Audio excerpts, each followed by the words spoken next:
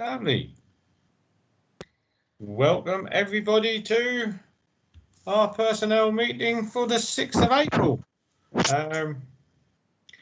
Isn't this year flying by? Don't know where the time's gone. Over a year of lockdown, and we're still managing to do lots of things for the town, which is really nice. So we'll start the agenda as usual with any declarations of disclosable pecuniary interests from anyone. No, thank you. No. Apologies for absence. None received. So perhaps people will be turning up as we go. We shall see. Minutes of the previous meeting. These were circulated. Everybody, I hope, has read them and knows exactly what we're talking about. Were there any accuracy issues that anybody found? They were presented at full council as well, Mr. Chair. And they were, yes, sorry, I wasn't there. I've forgotten that they would have been at the full council. So, no other changes? No, I'll approve the minute. Lovely. Moved All in minute. favour? Agreed. Aye. Agreed. Anyone against? Right, moving on to 90120.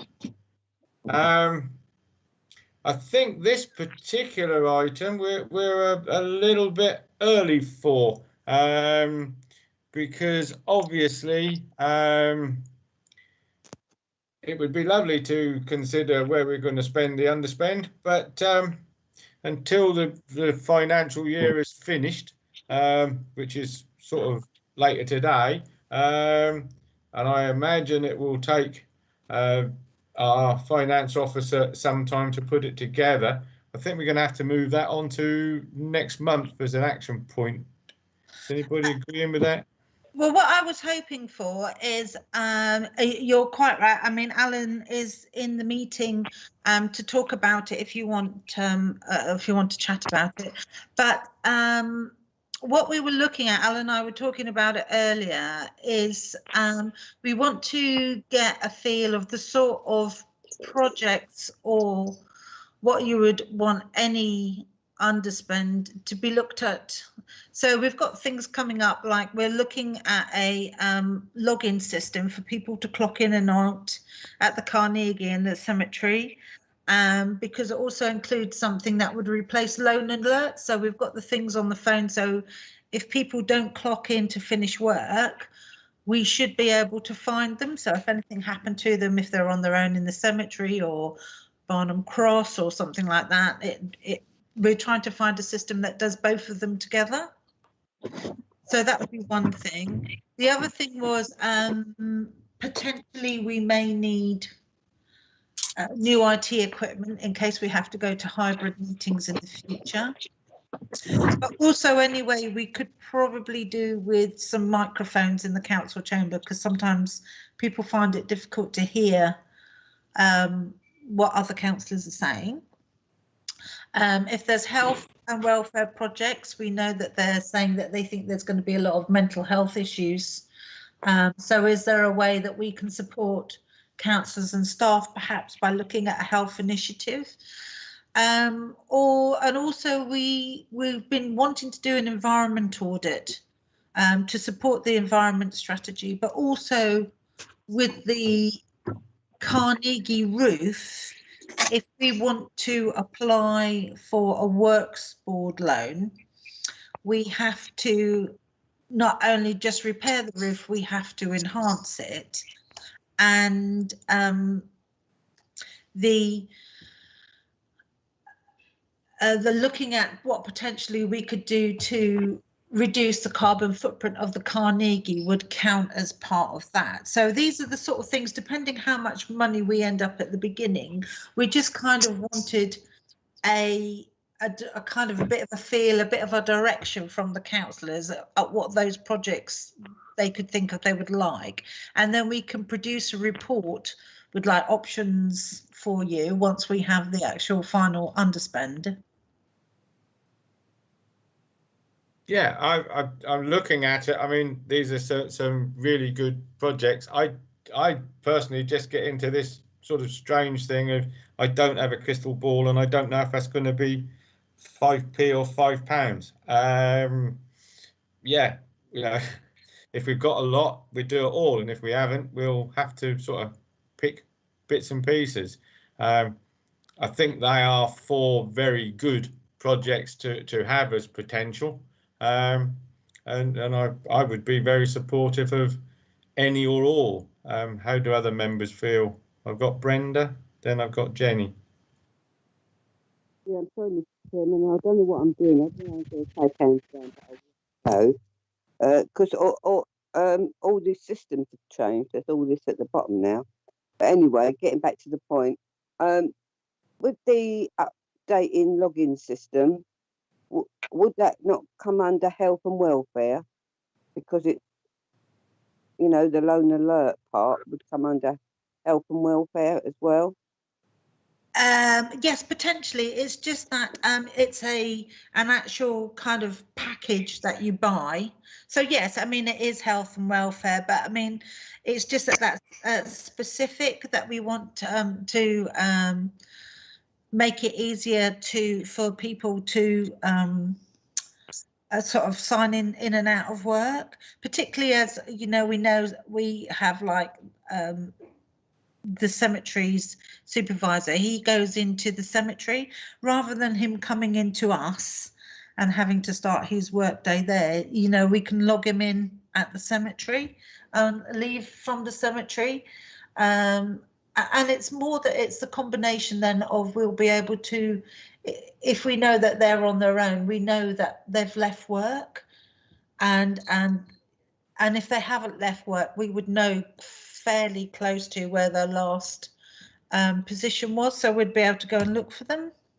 But you're also doing your carbon footprint there as well, because he's not having to go to the town and then come out of the town to get to the cemetery. Yeah. So I would definitely put that one on, because it, you know, it's enhancing our staff. So yeah, enhancements for the staff. I would definitely go with that one. They're all good ones, but I would definitely go with that one, because you're actually covering 3 points by just doing that one healthy welfare project and environmental. You're saving petrol. You're saving the environment. Yeah. Or whatever it is we use. Yeah. That's it. Thank you. Jenny? Thank you, Mr. Chairman. I think the town clerk's really answered my question about the login for the replacement of the loan alert. And like Brenda said, we're sort of covering 3 projects there as such, the health and welfare and environmental in one log. But as you say, they're all very good things that we really do need to put in place for our staff and the council on its own. Yeah. So yeah, I mean, if we get more than £5, Mr. Chairman, it'd be good, and we can put more in place for everybody. Thank you. The other thing for the bit at the Carnegie is they do this. Oh, Alan, you actually know more about this system than me. They do the temperature check of people coming into the buildings as well. Chris Harvey's just put his hand up, and Mike. Yeah. Yes, I've got Chris and Mike. So Chris first and then Mike. Well, Mike's hand was up before mine, if you'd like to let him go. All right. Mike first and then Chris. Okay. Sorry, Chris. Thanks very much for that, Chris, and thanks, Mr. Chairman. I'm sorry if I've jumped in a bit. I basically wanted to agree with what you were saying, Roy. It's difficult to make to have a clear view of what's happening in the future at this stage, and B, I think we've got some excellent projects there which we could certainly ought to consider. I'm very happy to consider any of them. I wonder whether, in terms of parking any underspend, we could just either put them in general reserve, put it in general reserves, or have a specific personnel specific reserve. So if it's going to be personnel projects, we just have one reserve for personnel and can take that for any project which we think needs extra funding, such as the IT equipment. I guess we can't decide now, but it does seem to me very sensible to have hybrid meetings, simply because there is, it appears to me, a demand for it. I suspect that it's something which we ought to consider making permanent. And the only experiment I've been to, which was a staff welfare meeting several months ago, wasn't successful. We clearly need better equipment and maybe a bit more expertise, or we need to learn by trying. So, Roy, you're right. I think in basics, it's hard to make up your mind now. Can we play safe and find a general reserve of some kind which we can dip into when these projects are agreed? Yeah, I must admit, Mike, I agree with you there as well, because, as I say, for me, it is purely and simply, we don't know what we're going to have. And I assume that Alan will be doing an underspend for each committee. And the only thing I'd like to mention to him is that we meet first. So any underspend that you find on other committees that can come our way, we will say thank you very much. Chris, you wanted to say something? Yes, please. I've one light-hearted and one not, and one more serious. The more serious one, on the loan alert, does our staff have phones that we know where they are, with apps on, so we know where they are? They have loan alert on their phones. No, Yeah. no, I mean when loan alert is gone, because you're saying as a replacement for loan alert.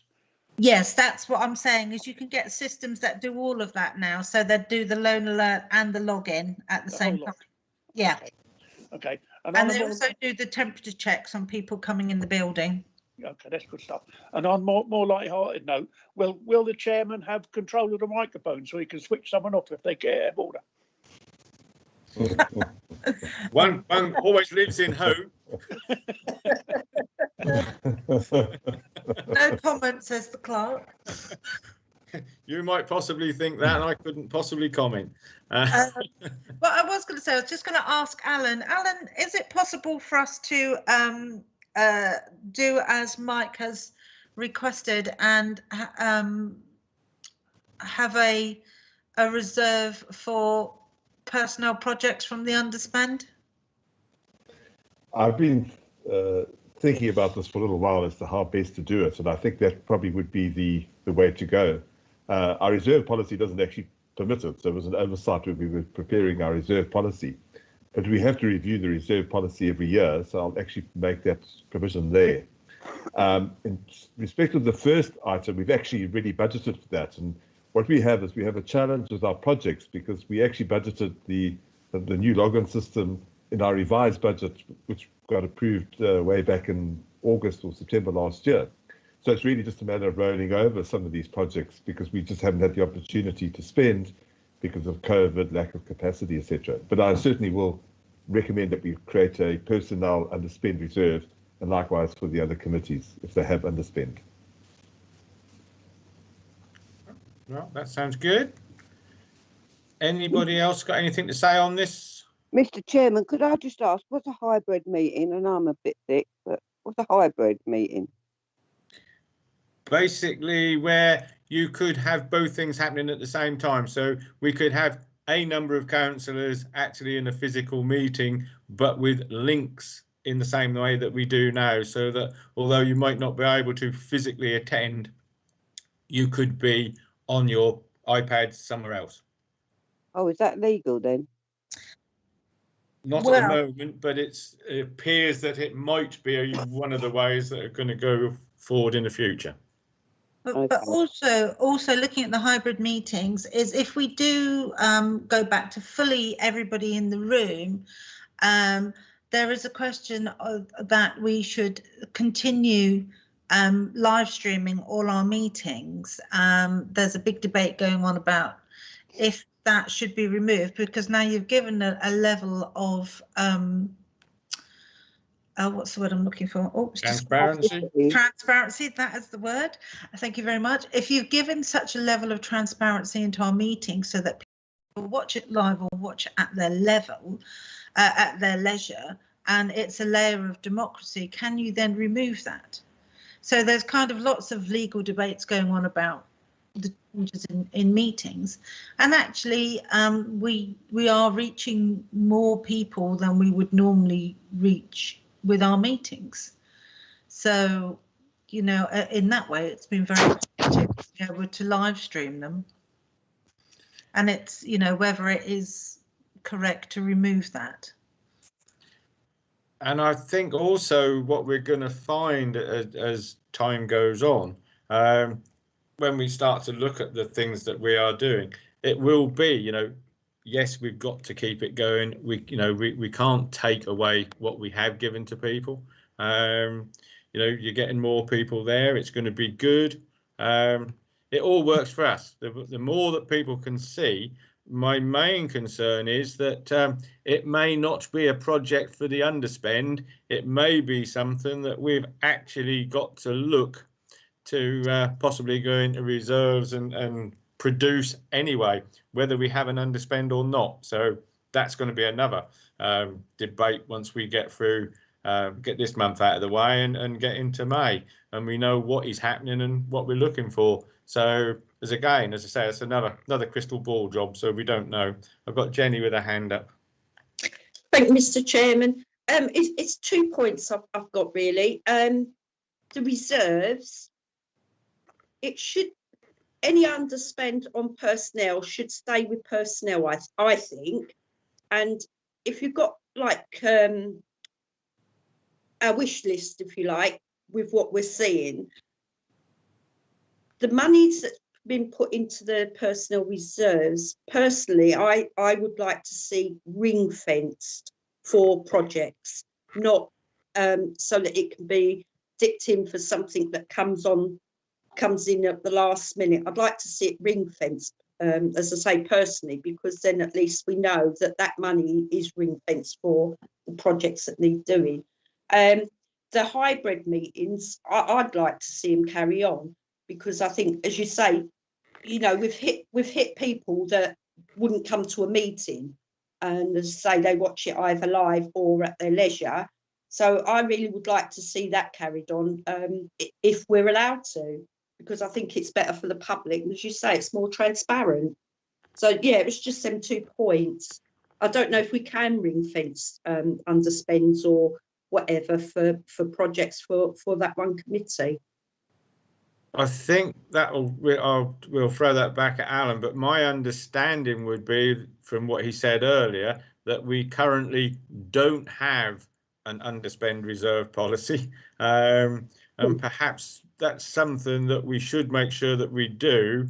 And I'm quite sure that each chairman of each committee is going to be jumping up down saying, "Oi, my overspend is mine, not anybody else's, and my committee are not going to give it away." So I would think that's the sort of thing we'd have to look at. Do you agree with that, Alan? I do, Chair. It's in the Finance Committee's terms of reference to recommend to committees that they set aside underspends in reserve. So it is, like I said, the terms of reference of our Finance Committee to do so. So we'll put a recommendation to them that they think about it. Yeah. They won't listen to it. Sorry, Mr. Can I just say though? Can I just ask Alan though? Is it possible that if there is any underspend, I mean, as I say, we're in uncertain times at the moment, and we're not likely to have very large ones.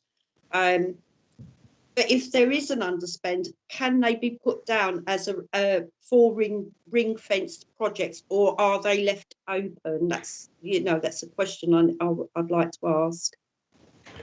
I think it would be a lot easier, for example, what's on this particular slide. If those are the 4 or 5 major projects that have been identified, it would be easier to reserve. You say personnel, login system, personnel, IT equipment, and do it that way. Because ideally it should actually be projects. Otherwise, all we're doing is we're just moving money from one year to the next year. So I would imagine you could ring fence it. And what we've been asking all the committees to do in the last few meetings is to identify the projects that they would like to carry over, and that implies that it is a bit ring fenced and it's for specific purpose rather than just generally setting aside money. Yeah, that's what I'd like to see, ring fence. Thank you. Okay. Anybody else on this issue, or can we move on to 902? IT support contract.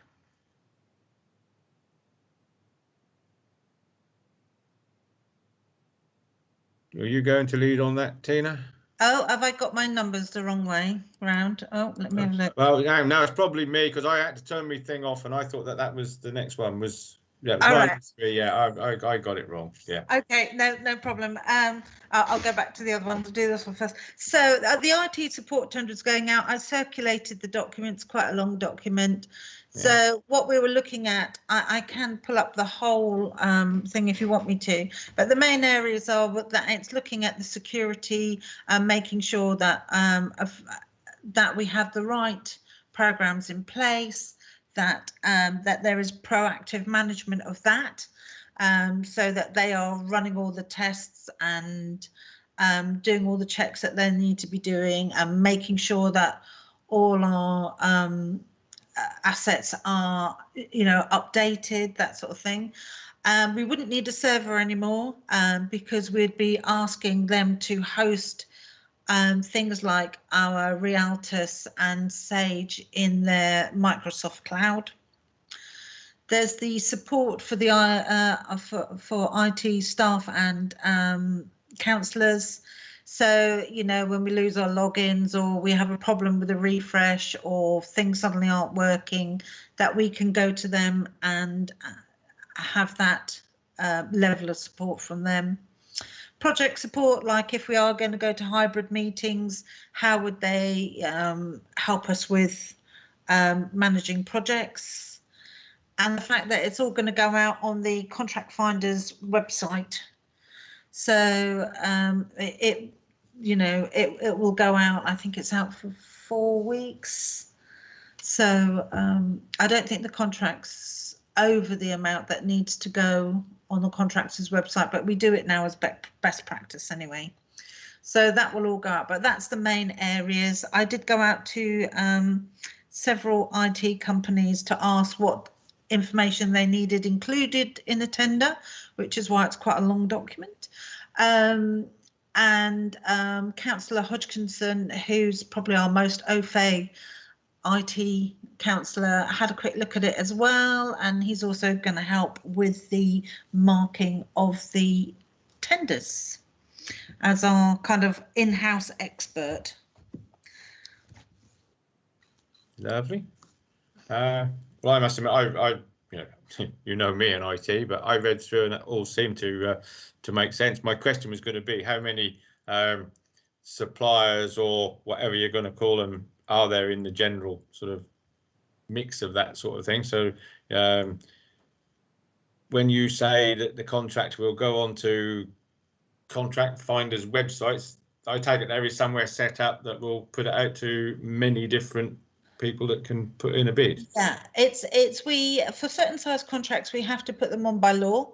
It's in our financial regs, but it literally we'll also advertise it on our social media. But a lot of these companies are regularly on that website. It's a government website to find contracts to apply for, and in the area we have a lot of companies who are in a position to provide this. Good. Anybody else got any questions on the paperwork? No, I don't see any hands up. So we'll go back to where I should have gone the first time. The training update. You're just keeping me on my toes. Yeah. Right. We haven't had any additional training done. I'd like to say thank you to Councillor Harvey, who keeps me updated with all the stuff that he does at Breckland as well. I would say that it is coming to that time of the year when all the staff's annual training has expired and we need to go back on there and redo all our Ellis Whittam training. So it may be also the same time for some of your good selves that if you've done training, it needs to be refreshed now. So that will all be going on. So yeah, we haven't got any additional on there from previous. And just to go on to the staff update, the flow test kits have now arrived. And so we can start testing staff twice a week. We do have both the flow test and the drop-in and blood donors in pretty much solidly for the next 2 weeks in the Carnegie. So we're keeping staff time in the building to a minimum, like the works team and cemeteries and allotments officers are only in there till like 9 o'clock in the morning if they need to do their admin, because we're trying to keep a minimum amount of staff in the building while there's so many people coming in and out. And that helps the NHS as well with monitoring it and keeping it clean for the COVID restrictions for those activities. So yes, we're hoping to do get one test in this week for the staff, and then they'll be getting tested twice a week. Are there any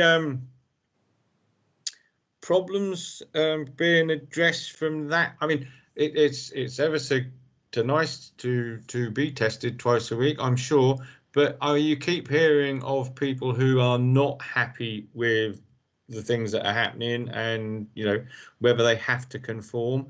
Is it compulsory that they get tested twice a week, or is it something that they sign up to willingly? The original request actually came from the staff themselves that they wanted to be tested, and we applied to the people at Norfolk and the LEP, and we qualified for that to happen. So to my knowledge, I don't have anyone that doesn't want to have the testing done. Looking to move forward with all the talks of vaccinations and passports and all of this sort of thing, is there anything that we should be doing from a personnel point of view to make sure whether or not we're going to have to be compliant? I know it's a weird time and nobody knows the laws and the rules at the moment because they change daily.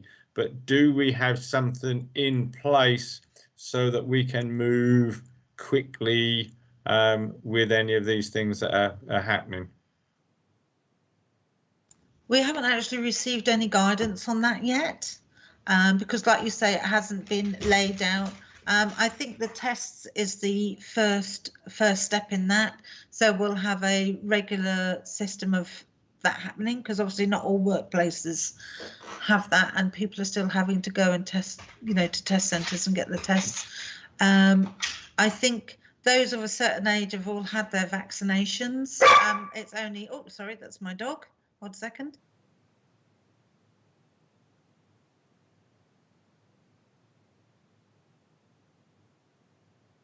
I've got your hand up, Brenda. I shall come to you when Tina comes back.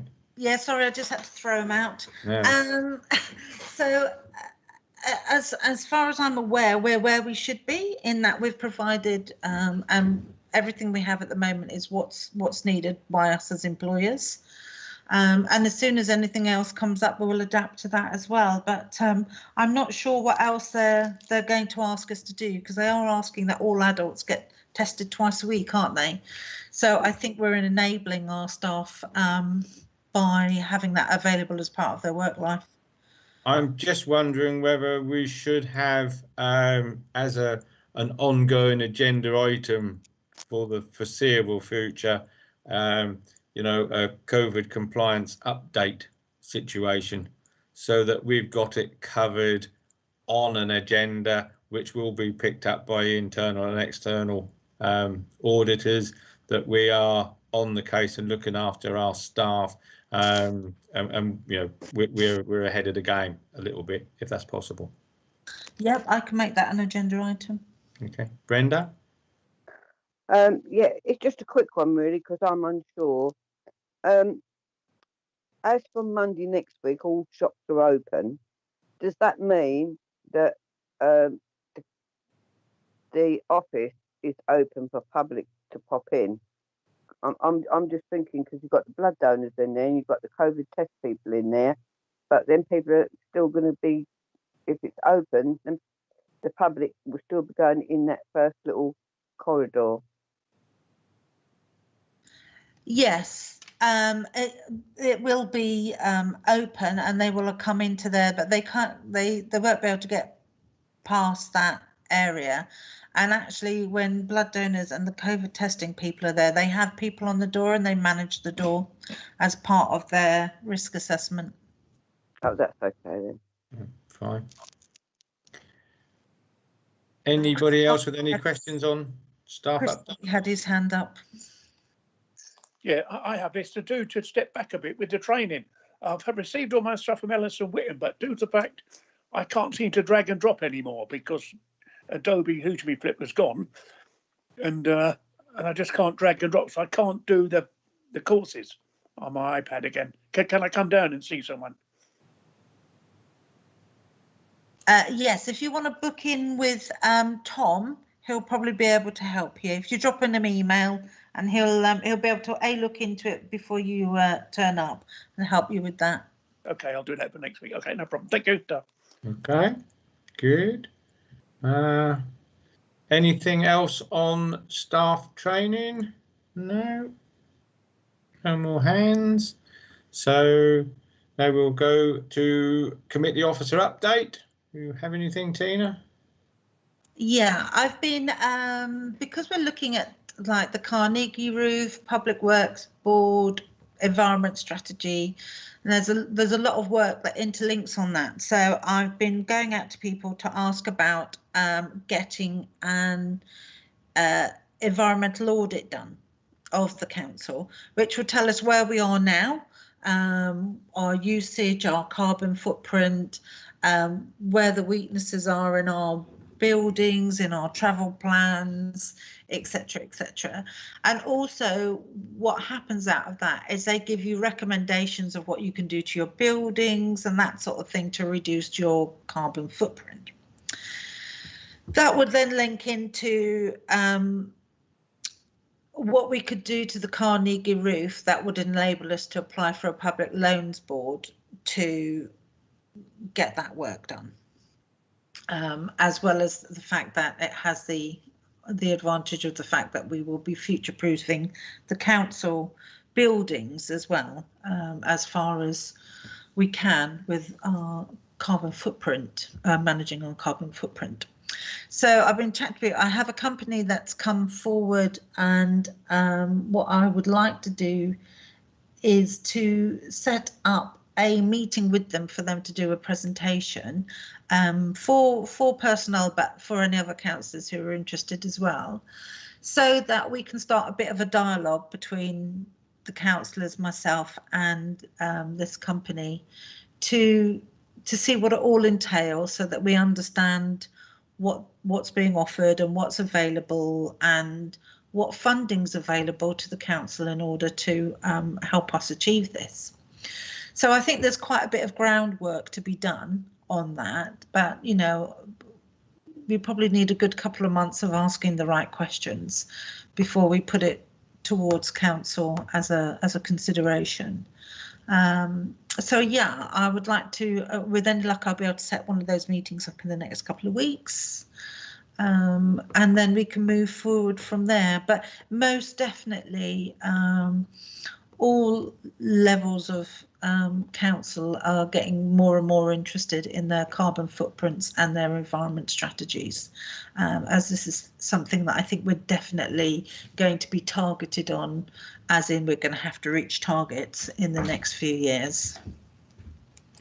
Is there a cost implication to the council with getting these company or this particular company in, and could it be negated if we got several companies who would be bidding for our services? I don't actually know the answer to that, to be fair. I think that yes, you will have to pay for this service, but we would want somebody who'd be also able to help us with funding and applying for the funding for any sort of like updates that we wanted to do. I think we don't know what we need yet. We're at the we don't know what we don't know yet. So that's what I'm saying. I think we need a couple of months of asking the right questions, really, to find out where we need to be. Might that be something that needs to be added? I know it was sort of in there, but taken a bit more importance of a step in where we are with the underspend money. Because the environment is going to be really, really important. And I'm just wondering whether that puts it up the lists of projects or down the list of projects. Possibly. I guess that depends on A, how much underspend we've got, and B, how much it's potentially going to cost. Yeah. So yes, and it may well be that in the next year or so it becomes something that we have to do, in which case I'd rather that we were on the case already and ahead of the game. So yeah, I think, but you know, we've got a little while to review our potential projects anyway, and we're not making a decision on those. Perhaps we'll have a clearer picture by the next meeting. Just as long as we're up and knowing that you know, there could be a potential cost to the council, and that we're ahead of that and making sure that we ask that question before we get into anything else. That would be my only thing these days. We don't know where money's going to come from. It's going to be really short, and we don't want to have any commitments that we can't. You know, that we don't know. That I don't want commitments coming out of the woodwork that we should have said, never thought of that. So as long as we're ahead of that, then I'm happy with doing that. Brenda, you've got your hand up. Yeah, I was just wondering whether there's any council body anywhere that would actually assist you, and I don't know, it might be 50-50 to pay for this audit. There isn't a council body who does it, because all like NELC, SLCC, they're all paying to go out to people themselves. But there are companies out there that work with councils and help them gain funding. But of course, you have to pay for those services. Yeah, I didn't know whether Brett can give you money for it, you know, because it also helps in their environmental strategy for the years ahead. I guess that's something we could ask our Breckland councillors to investigate for us. You took the words right out of my mouth, Tina. I was going to say perhaps we can ask the district councillors when they have their, because I know that there will be an environmental strategy. There is an environmental strategy committee, I believe. So perhaps we could, some of us could actually ask some questions there if you're fortunate enough to be on one of those committees. Nobody volunteering? I don't think none of them's on the committee, Roy. I have listened to it. Yeah, well, as I say, it's something that we need to do. We need just to keep an eye on it, because, as I say, the environment is going to be very important. And I also firmly believe it's going to be very expensive. But it's going to come at a time now that we've now got to grasp the nettle, if you like, and realise that some of these things are far more important than the financial savings. You know, that they need to have money done, because this world is the only one we've got, and perhaps we need to look after it a bit more than we are. So we'll keep ahead of it. Anybody else got any comments on the what the No, I was just saying it is a big issue, because I know in London they've only got so many years to take their diesel cars and get electric ones on the road. You know, so people are having trouble selling their diesel cars. So I think it is going to be, you know, whatever happens in the city slowly comes out, doesn't it? I think you're right. I know Breckland's been looking at everything, because I've been listening to their meetings like I do, because I'm nosy. I can't remember who the chairman is. I can see him, but I can't remember his name. Might be worth talking to him, Roy.